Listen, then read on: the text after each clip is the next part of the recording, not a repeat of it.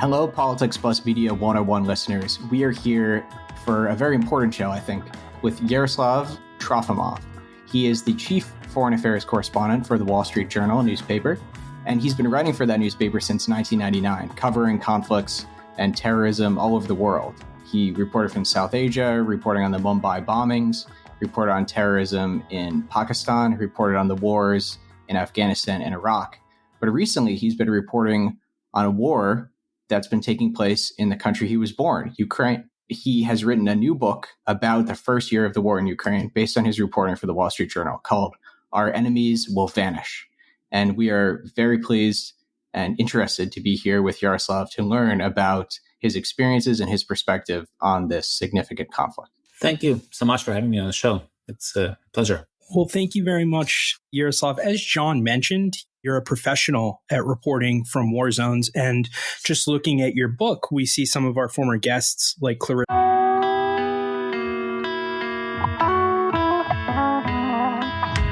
Hello, Politics Plus Media 101 listeners. We are here for a very important show, I think, with Yaroslav Trofimov.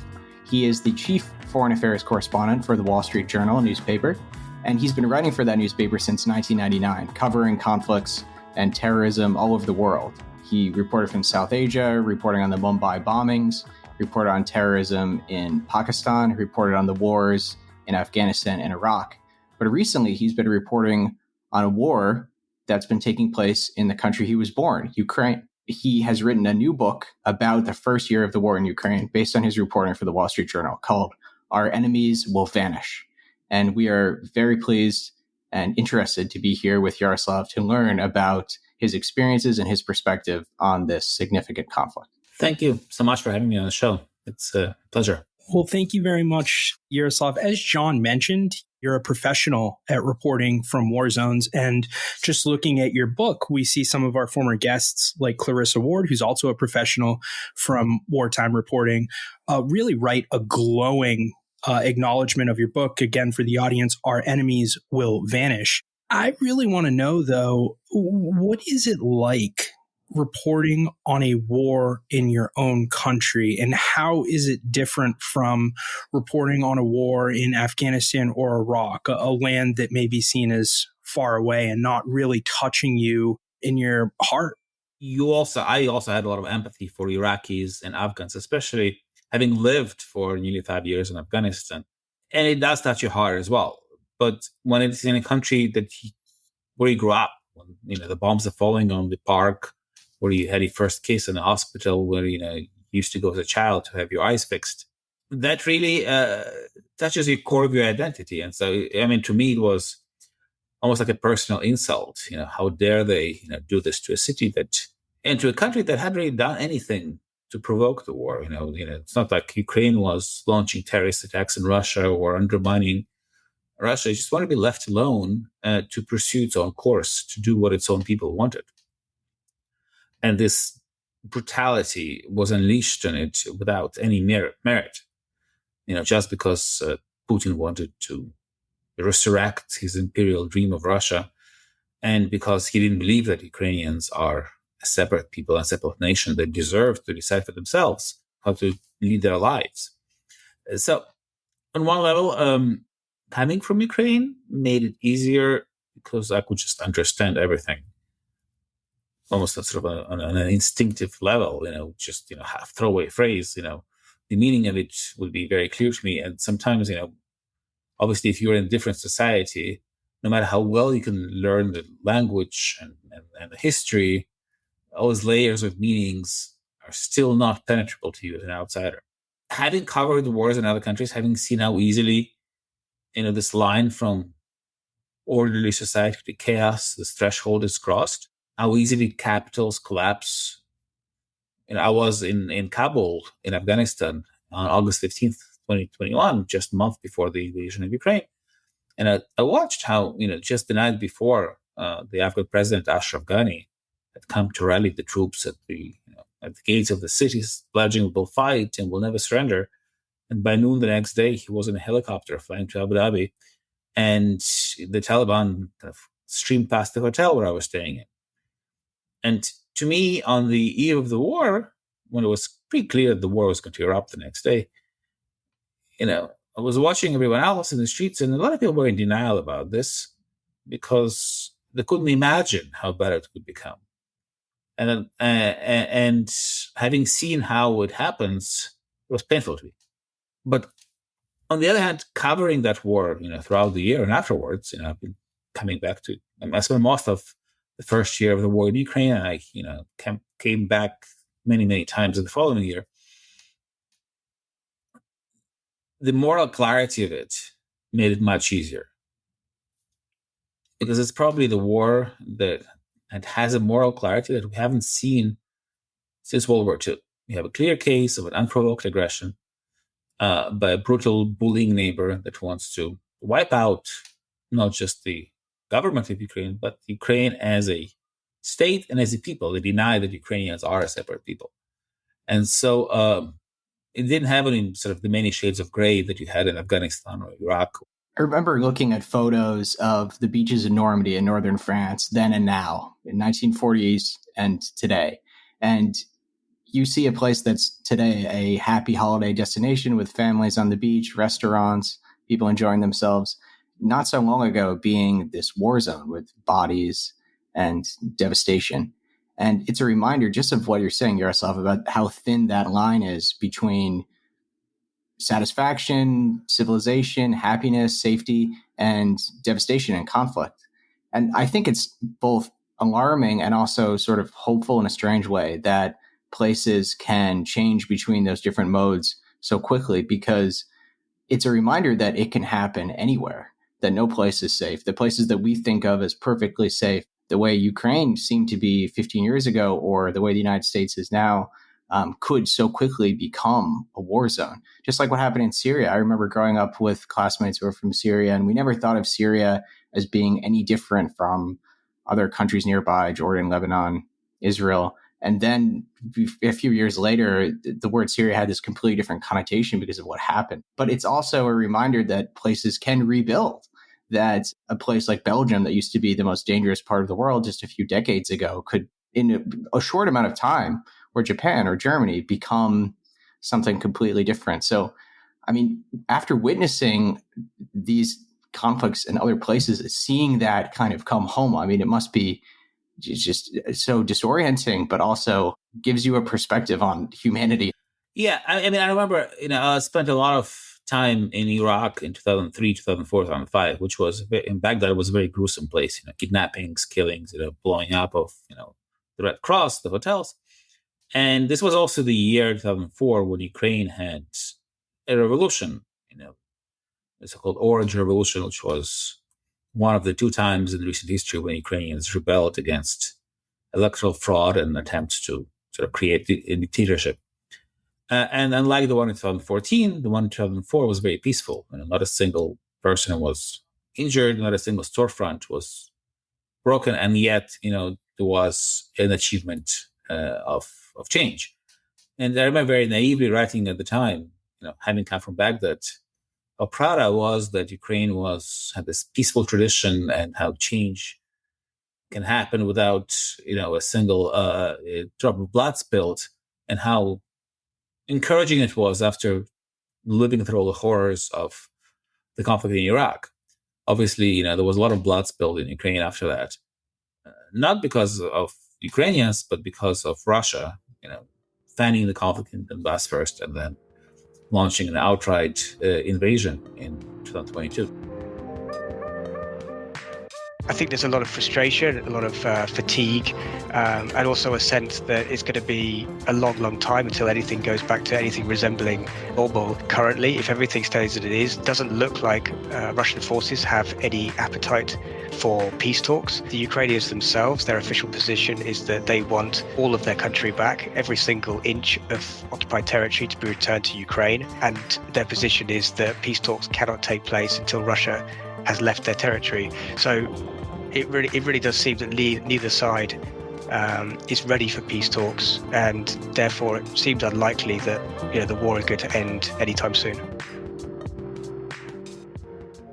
So as you're approaching writing a book about this, it's a conflict that's not yet resolved. So what's that like when it's still so open-ended and we don't really know what the grand narrative is going to be.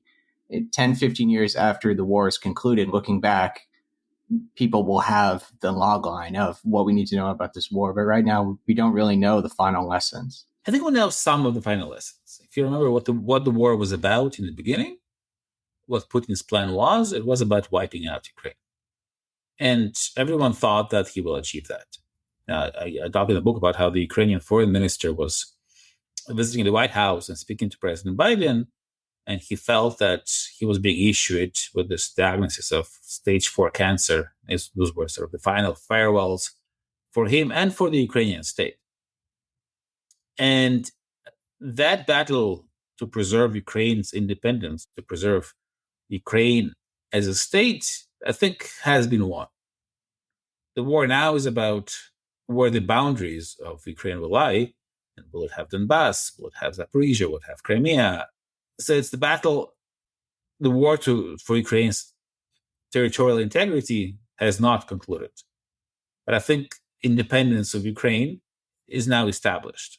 So to follow up on that where does this confidence that the independence of Ukraine has been established come from when a horrible, murderous nuclear power is on your door, waging war, and extremely untrustworthy to the point where it's hard to envision them ever stopping? I think it's been established because the Ukrainians have shown to the world and to the Russians that they are not Russian. I think very few people in Russia these days believe in that Kool-Aid that Putin was spreading about, Ukrainians, Russia being one people. And also that myth about Russian-speaking Ukrainians being different from Ukrainian-speaking Ukrainians, and he said this whole political cleavage in Ukraine also has been shattered because, the narrative that Putin was spreading, and a lot of people in the West believed, was that, half of Ukrainians speak Russian, and therefore they see the future lying in Russia. That's really an internal conflict. And the opposite has been proven. The people from eastern and southern Ukraine were in the forefront of fighting, but also in the forefront of suffering from the Russian invasion. And, recount this conversation in the book with the mayor of Kharkiv, which is the biggest Russian-speaking city in Ukraine, the second largest city in the country, was telling me that, people before the war, saw Russia as a neighbor. Many of them had families there. They were quite friendly to Russia. And in fact, Kharkiv was almost taken over by the pro-Russian militants in 2014. They seized the government building there and had to be ousted by force. So, and he was saying that the war changed everything. Because for the people in eastern Ukraine, for the mostly Russian-speaking people of places like Kharkiv, what was Russia? Russia was the force that destroyed their neighborhoods, obliterating much of the residential parts of northern Kharkiv, murdered their relatives, destroyed the livelihoods. And this memory of that, the resentment against Russia, the hatred of Russia as a state and as a culture now, because you really can't separate at this point, will persist for generations. And particularly in eastern Ukraine, where the war was a lived experience, as opposed to the traditionally not friendly to Russia western Ukraine, where thankfully for people there, war is something that mostly happened on TV, save for an occasional cruise missile. I suppose what you're describing is how the people in eastern Ukraine tended to have a closer connection to Russia, and it was believed a closer affinity to Russia. But they are the people who Russia have been especially victimizing so far. And the people in Western Ukraine who have been viewed as being more hostile to Russia and less culturally connected to Russia are the ones that have been spared Russia's violence largely. But it's spared to an extent. Obviously, there have been drone and missile strikes on places like Lviv, but nothing like the sheer devastation we've seen in Kharkiv, let alone the complete destruction of places like Mariupol or Bakhmut. Absolutely. And there is really no difference, I think, right now in attitudes towards Russia. Or even if there is a difference, there's probably people in the East are more hostile because, they are the ones bearing the brunt of the Russian war machine. So Russia are victimizing, brutalizing, killing, mass murdering the people who they claimed were the closest to them, their brothers, their allies in Ukraine. They've been the ones who have been hurt, damaged by far the most. Yeah, and this is like one of the big parts of the hypocrisy of the Russian narrative. I was hoping, because you're from Ukraine, you've done extensive reporting on this, that you could help us understand the perspective of civilians on the front line. Here in the West, we pretty much see TV shots of the Capitol, and it looks relatively normal with Jake Tapper or somebody else saying there's an air missile raid sound going on and everybody's sheltering. Is it also relatively normal life in the East, or is it significantly different than what people in, other large population centers across the country are experiencing? So, if your threat is only from cruise missiles or ballistic missiles, then cities in those areas try to live a normal life. People go to the shelter, but Russia doesn't have that many of these missiles to significantly disrupt life. And Ukraine does have air defenses. And so, people have to go to work. People have to earn living. People cannot just sit in bomb shelters and, think about the war all the time. And in a way, it's an act of resistance in itself. People open restaurants and open libraries and shoot movies and have concerts just to show that, Ukraine is living, is creating.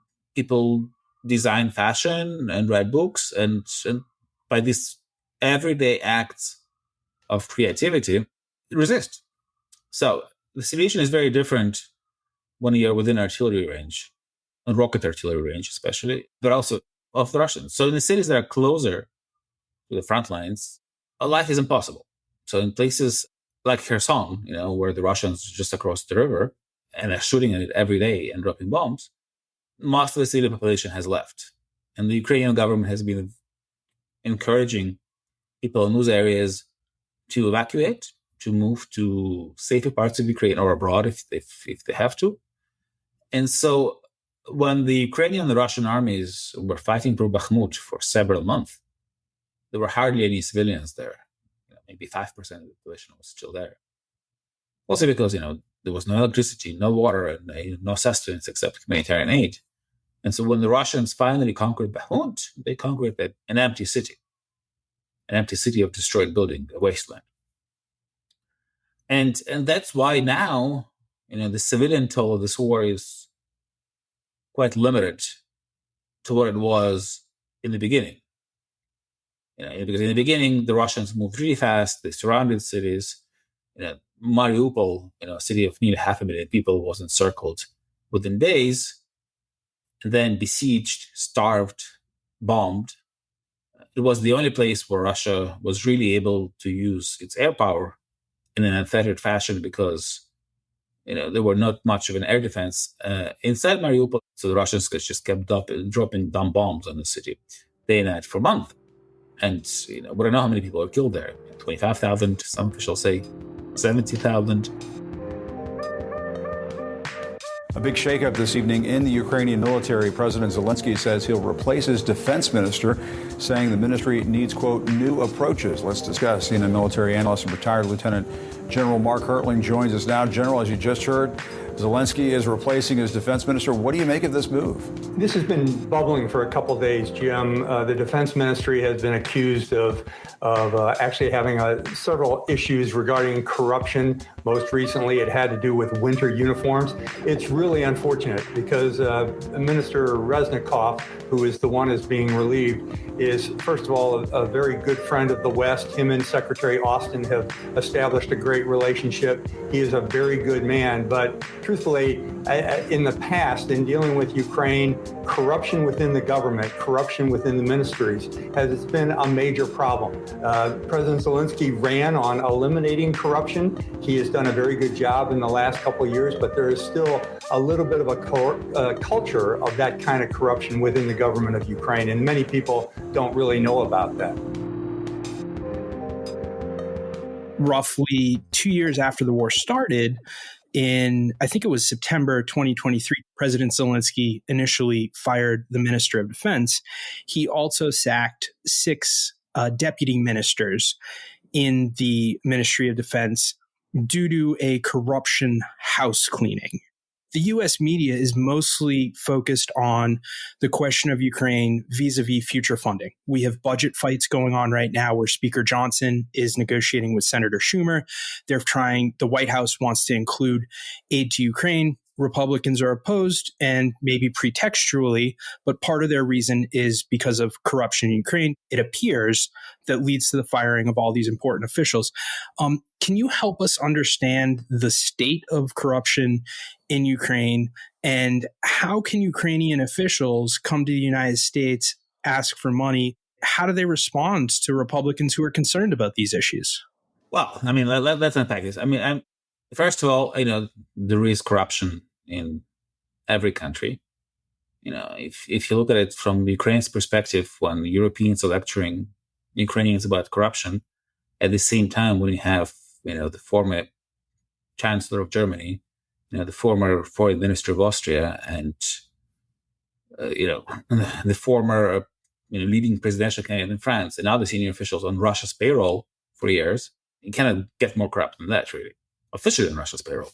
Ukraine has done a pretty thorough job cleaning house when it comes to corruption. I wouldn't describe the sacking of the defense minister, who was not charged himself with corruption. He was sacked because corruption that happened among his underlings, some of his underlings.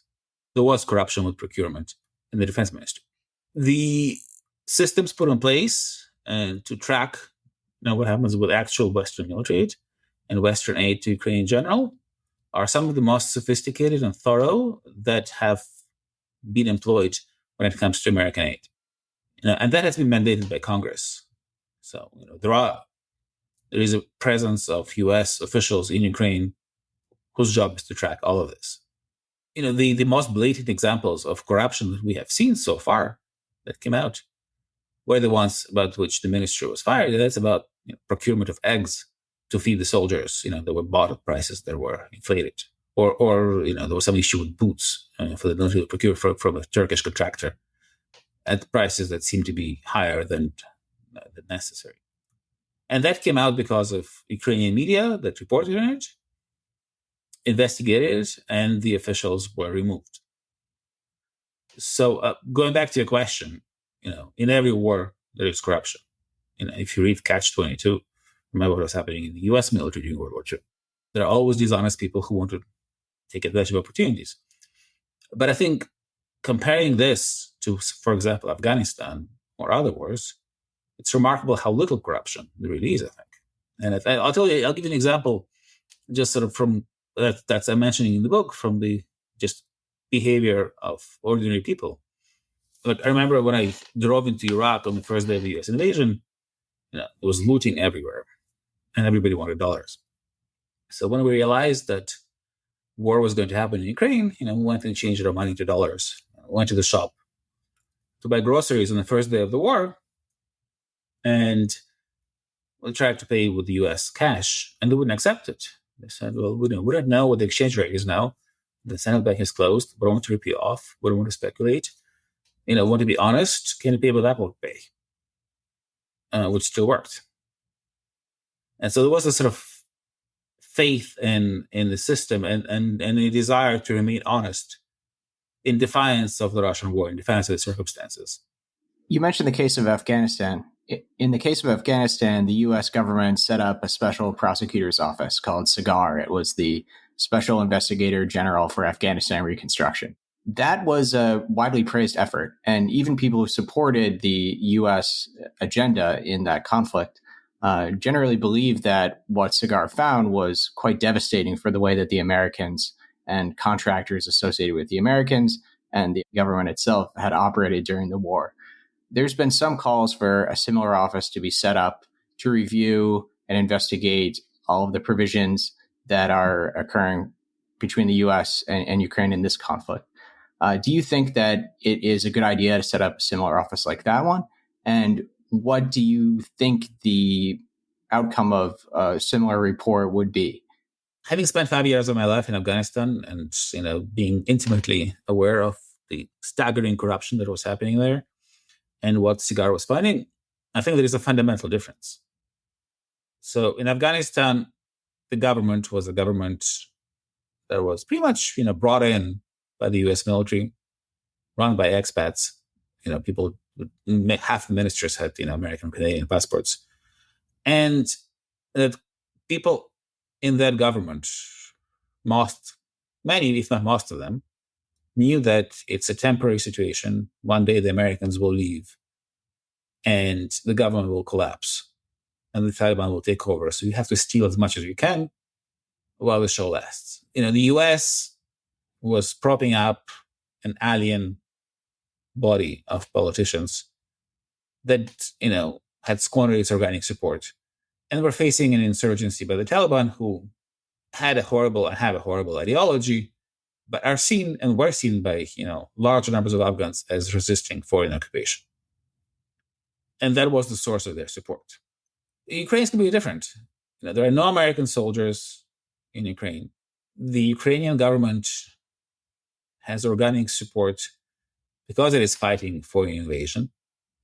There's literally virtually no force in Ukraine that is supporting, Moscow.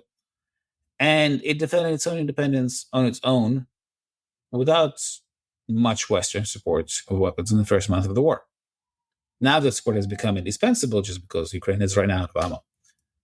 And, its defense industries are being bombed by Russian missile attacks.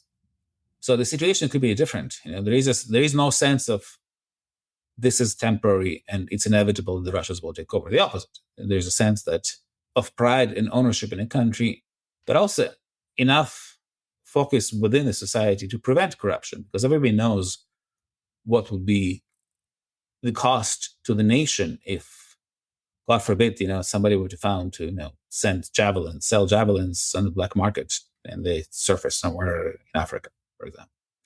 And so I think, if there is political, there is already a mechanism of tracking all of that. But if someone wants to investigate in the U.S., that's a U.S. issue. It's only right that the U.S. taxpayers know where the money ends up. But I just think the situation is fundamentally different. So in Afghanistan, you mentioned the U.S. was propping up all of these sham politicians, essentially. And I want your on the ground firsthand take on how President Zelensky is currently being viewed by his constituents in Ukraine, because he was initially elected and he was very, very popular. It seemed maybe his popularity was ebbing a little bit in 2021. He was becoming less popular. The war happens. He becomes a face of resistance, the righteous one, the moral one, and his popularity goes way up again. Is Zelensky still unifying the domestic political forces in the country, or are there fractures in the society that are beginning to build up and potentially oppose the way the war is being run? So I think, Zelensky was very popular when he was elected. He was very unpopular. His approval rating fell to, I think, around 20-30% just before the war. And then by virtue of refusing advice from foreign leaders to escape and stay in Kiev and organizing the resistance and just displaying courage, because Kiev could have been overrun when he was there, and he would have probably been executed if the Russians had taken over Kiev.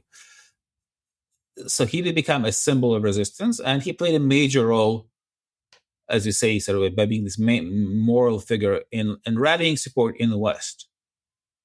Because by addressing all these university commencements and rock festivals and film awards, he spoke over the heads of politicians, of governments in the U.S. and in Europe to the constituents, to the voters, and created the moral case for helping Ukraine, and which prompted the governments to do things they didn't necessarily want to do in the beginning. And I think that was a major achievement, at least in the initial several months of the war. Now, the Ukrainians, by their nature, don't have personality cults. They don't worship politicians. It's very different from Russia. If you look at the history of Ukraine since independence, only one president was re-elected to the second term, President Kuchma. Everyone else lost elections. And Ukrainians are not fighting for Zelensky. I've never seen a Zelensky portrait in the war in the front lines. Ukrainians are fighting for their independence, for the right to be Ukrainian, And Zelensky is sitting in a position that is a symbol of legitimacy of the country. He's the president, and it's the office of Zelensky that's been respected. Not necessarily him as a personality. And right now, as long as the war is on, there's no alternative. Many people resent the way he behaved before the war in downplaying the risks of the war, not necessarily preparing the country in the right way. But all these grievances are put aside for now until after the war. And I think there's another historical lesson that Ukrainians have learned the hard way over the centuries, is that whenever they had a state, be it in the 17th century, be it in the early 20th century, the one reason why that state was extinguished was because of internal strife. So they turned on each other, they had rivalries, and then the outsiders took advantage of that. And so there is a lot of pressure now to contain any of this friction and fissures in society. And, we know that, the relations between Zelensky and the head of the armed forces, General Zaluzhny, are not necessarily always smooth, but they work together. And I think both of them realize that not working together would be suicidal for Ukraine. Now, I'm not denying that the tensions are there, but I think the question is, how do you manage these tensions? And do you allow these tensions to undermine the war effort? I think if you look at the long-term trajectory of this war, basically the winner will be the society that doesn't fracture. So it's either Russian society and political system or Ukrainian one will be more resilient in the long run. And we've seen in Russia, all of a sudden, with the Prigozhin uprising, so how fragile and brittle the Russian system can be. So paradoxically, even though Russia is a stronger part here, they showed more internal weakness than Ukraine so far. Yaroslav, talking about Zelensky's current political standing and his political prospects in the future, I'm thinking of another historical comparison, and that's Prime Minister Winston Churchill, who during the Second World War received much praise and appreciation from the British public for the way that he led the country. But even before the Second World War ended, after victory in Europe, but before victory in Japan in the summer of 1945, the British people had a general election and they rejected another mandate for Prime Minister Churchill. They voted the opposition party into power and they kicked Churchill out of office, even after becoming a national icon during the war that had not even yet concluded. I suppose maybe that's a potential future outcome for Zelensky, who's been compared to Churchill for lots of different reasons during this conflict. But I'm also reminded that the political system in Britain was sort of at a state of pause during the Second World War because they had created a unity cabinet where the opposition party was sharing power with the Conservatives, and the competition between political parties was put aside until after the war is over. Maybe that's another parallel to the political situation in Ukraine because of the suspension of elections during the war. Do the people of Ukraine accept this as being necessary during wartime, or how else have they reacted to the normal system of political competition being put on hold? I think people do realize that having an election now in these conditions is just impossible. You have several million Ukrainians who are abroad as refugees or have been displaced from their homes inside the country. You have large parts of the country under Russian occupation. And also the Ukrainian constitution forbids elections under martial law. And, there is martial law because there is a war. Will Zelensky win elections after the war or not? Will he repeat the fate of Churchill? As I said, only one Ukrainian president in the history of Ukraine has won re-election. So statistics are kind of stacked against him. Do people of Ukraine care about that much? Not necessarily. Because again, it's about the survival of the state. And they're not really thinking that far ahead about who will govern it. As long as, democratic freedoms are preserved and as long as it remains a democracy. Can you say if you want Ukraine or Russia to win this war? I want everybody to stop dying They're dying, Russians and Ukrainians. I want them to stop dying. And I'll have that done. I'll have that done in 24 hours. I'll have it done. You need the power of the presidency to do it. But you won't say that you want Ukraine to win. You know what I'll say? I'll say this. I want Europe to put up more money because they're in for 20 billion. We're in for 170, and they should be, and they should equalize. We had a former president impeached for trying to extort Ukraine, and that is Donald Trump. He also tends to be very cozy with Russia, and throughout his campaign, part of his spiel has been to attack Ukraine funding. If President Trump was elected again, it would put future funding of Ukraine in very grave jeopardy. So how are folks like yourself, experts, but also just normal people that think about these issues in Ukraine, viewing the potential election of Donald Trump and that election potentially drastically changing the U.S. support for Ukraine? I think aid for Ukraine is already frozen. I mean, it's already, been stuck in Congress for several months. So you don't really have to wait for Trump's election to see the results. Ukraine is being starved of ammunition and of funding to pay for the military, and that's already having a very serious effect on the battlefield. I think the Ukrainian government hopes that it could work with whoever is in the White House, and former President Trump has been quite ambiguous in his statements. And if you remember what he was saying is that I have a peace plan, I can make peace in Ukraine in 24 hours, and if Russia refuses my plan, then I will arm Ukraine in double, help Ukraine. If we look at history, it was under Trump that Ukraine for the first time received lethal aid that President Obama had refused to provide. There are clearly very isolationist and pro-Russian even voices in the U.S. Congress and among the Republicans, but there are also others who are very much on board with increasing aid to Ukraine. So let's see how does play out.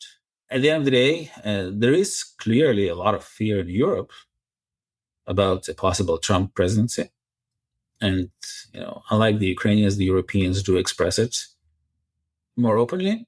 If Russia were to go on the offensive successfully in Ukraine, that would be an immediate national security problem for Germany, for Poland, for the European Union. In a way, it isn't necessarily for the US.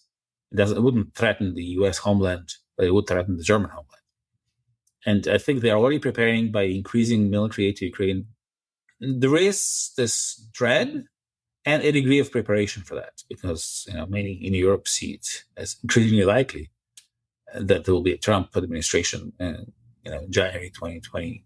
You mentioned how the Trump administration was the first time that they did provide lethal aid from the U.S. side, but I do just want to note that was sort of the result of pressure against Trump's instincts. It was Congress threatening to overrule vetoes on Russian sanctions. It was people inside of the defense apparatus insisting on providing this against Trump's wishes, and that Trump himself then tried to put a pause on the aid that was being distributed in order to extract corrupt bribes and political favors from the Ukrainians. But I do want to address kind of the current administration and their approach. Justin was asking about the critics that are coming from the Republican Party who have accused the Biden administration of sort of giving a blank check to the Ukrainians. And in some of your reporting, you've showed how this isn't really the case. You've described how many people in the current administration have been very sort of small c conservative, very cautious about providing many of the materials that the Ukrainians have suggested, how they've been very skeptical of some of the more ambitious goals and plans that the Ukrainian side developed as they were planning the counteroffensive. It seems as though maybe there's a disconnect between the way the Biden administration are actually behaving in this regard and how they're being depicted by their more restrainer, isolationist critics. I'm curious what your reporting has shown about the dynamic inside the Biden administration among the key decision makers. What's the dynamic like in some of those rooms? The one factor that was really high, sort of very important in the minds of people in the White House, especially, was the threat of Russian nuclear escalation. Because from the very beginning of the war, Putin, on the first morning of the war, made a speech saying he will see the consequences, the likes of which you have never seen in your lives, if you dare to interfere. And that was really a break on Western assistance, on American assistance to Ukraine throughout the war. Because every time a new capability was provided, there was a fear that that would trigger a Russian response. And that caused delays, hand-wringing, just a lot of self-imposed restraints, sort of self-deterrence. And so if you look at the course of the conflict, when Ukraine was asking for Western-made tanks, fighting vehicles, planes, and Patriot air defenses, in the summer of 2022, it was all dismissed as absolutely impossible, a pipe dream, something that would really cross all the Russian red lines. All of that was provided the following year and didn't cause a nuclear war. And had all this equipment been given to the Ukrainians when it was most useful, when the Ukrainians had a numerical advantage against the Russians in terms of manpower, when the Russians only had 100,000 combat troops in Ukraine because Putin was refusing mobilization, because mobilization would have undermined his claim that this special military operation, as he calls the war, was going to plan. So if all this mountain of steel had been given to Ukraine that summer, it's quite likely that its counteroffensive would have been much more successful. But when it came a year later, after Russia had mobilized in hundreds of thousands of troops, when Ukraine lost its numerical advantage, and when Russia had an entire year to build fortifications, dig trenches, lay minefields, all that mountain of steel didn't really achieve much. Should there have been a counteroffensive if Ukraine did not receive the necessary weapons that we just established would have made it more successful if they had received them in time? If the reasoning is that the counteroffensive failed because Russia had time to amass men, mines, dig trenches, and fortify these defensive positions, and then Ukraine went on and didn't have the right materials, was there an advantage to holding the counteroffensive? Was the counteroffensive necessary? What is your reporting on this shown? Because right now it sounds like the Biden administration is being blamed, but we should also look at what the Ukrainian leaders did. Yeah, I mean, there's a lot of blame going around, and I'm not trying to say that the Ukrainian military did not have mistakes. There were clearly lots of tactical mistakes in how the counteroffensive was launched. There was a mistake in the kind of brigades that received all these new weapons.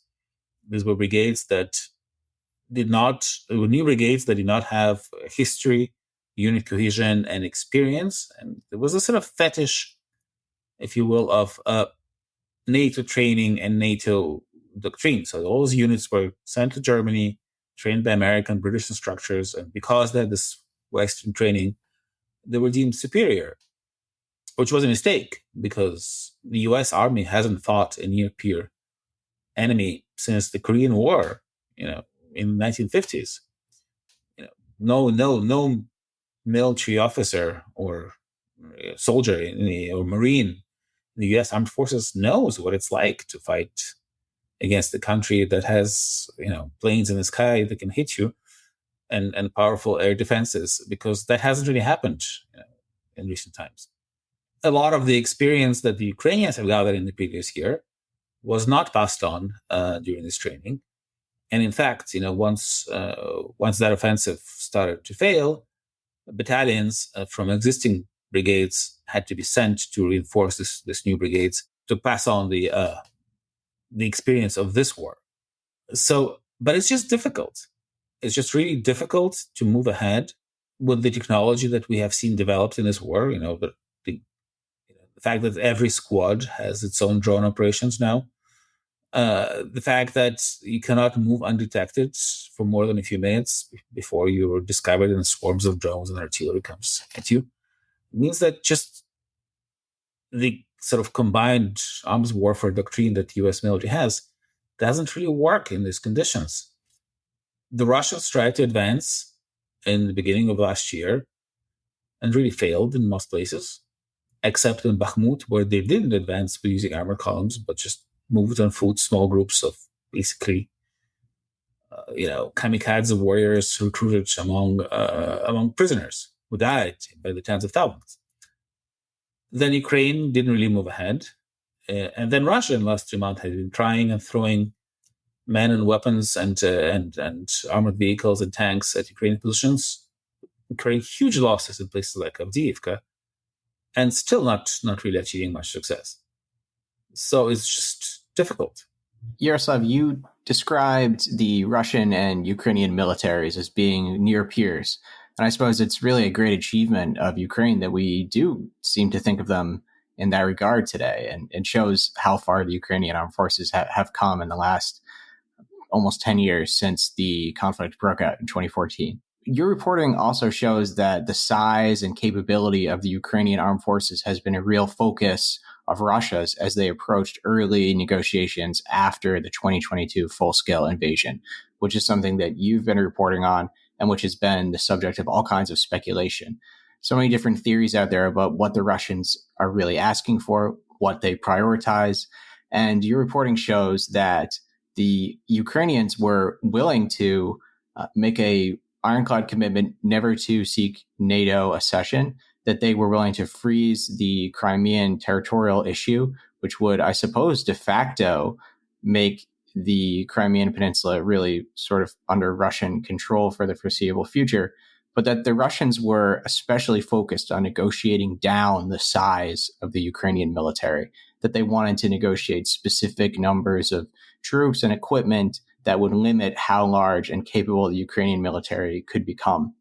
Because there's been so much speculation about these early negotiations and whether there was a real chance of nipping this phase of the war in the bud before it continued to escalate, I just really want to hear a little bit from you about how close you thought that it got and whether these components about limiting Ukraine's military size were really just a way for Russia to try to enable the possibility of another invasion in the medium future.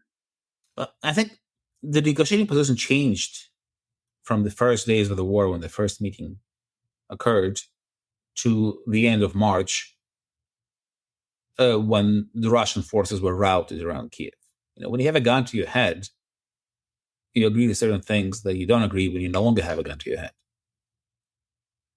And the initial Russian demand was basically a capitulation, puppet government, surrender all heavy weapons, and even renaming the streets that were named after Ukrainian sort of national heroes opposed to Russia throughout the centuries. We know about the numbers because Putin himself has waived this draft document that had Russian and Ukrainian proposals for how many tanks, how many howitzers, how many warplanes Ukrainians could have. And there was still a pretty large difference between these two, very big difference. And the Ukrainians were willing at the time to cut their armed forces to pretty much their level from before the war, about 250,000. But the history of Putin's Russia shows that it does violate agreements that Russia signs. Russia did sign an agreement guaranteeing Ukraine's territorial integrity alongside the US and the UK when Ukraine surrendered its nuclear weapons, the Budapest Memorandum. Russia did sign, treaties with Ukraine recognizing Ukraine control over Crimea, bilateral treaties. Even the Minsk agreement that Russia signed recognized Ukrainian control over Donbass. It was clear to Ukrainians that any of these agreements would most likely, by imposing a cap on the Ukrainian military's ability to defend itself, by banning, as part of the neutrality, what the Russians also demanded was a ban on Western instructors, Western training, Western weapons. So basically, crippling Ukraine's ability to defend itself against the next round of Russian aggression. And the moment it defeated the Russians in the Battle of Kiev, there was little reason for it to accept this limitation on its ability to survive. It would be very helpful if you could help us understand what we should look for in 2024, maybe 1, 2, 3 things that establish that the year is going well for Ukraine? I'm not asking you to predict the end of the war, just something that, a few maybe objectives or achievements that if these things happen, then with better than 50% confidence, we can say, okay, 2024 is probably going well. Do you have anything we can look for on the positive side of things? I think not losing more ground for Ukraine this year would be a good thing. This is a year of defense. This is a year during which the Russians have rebuilt their industrial capacity. They have secured massive supplies of ammo from North Korea, from Iran, and the West hasn't done that. And plus, it doesn't have the capacity to match that because they've been very slow in rebuilding its military industries, and it doesn't have the money because of political disagreements in the US Congress. So holding the line for now for Ukraine would already be a major achievement. And it will be costly. Every day of delay in aid costs lives.